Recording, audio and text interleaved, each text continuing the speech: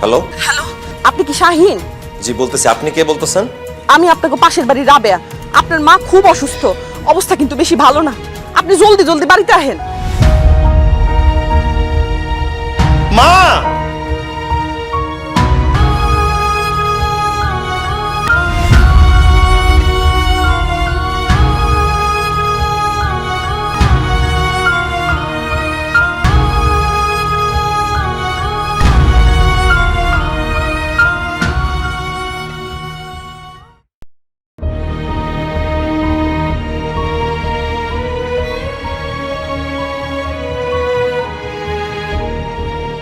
মিন্টু ভাই, উঠানে কারে শোয়া রাখছেন?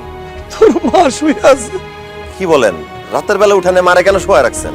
কারণ তোর মা আর নাই, তোর মা মরে গেছে রে শাহিন।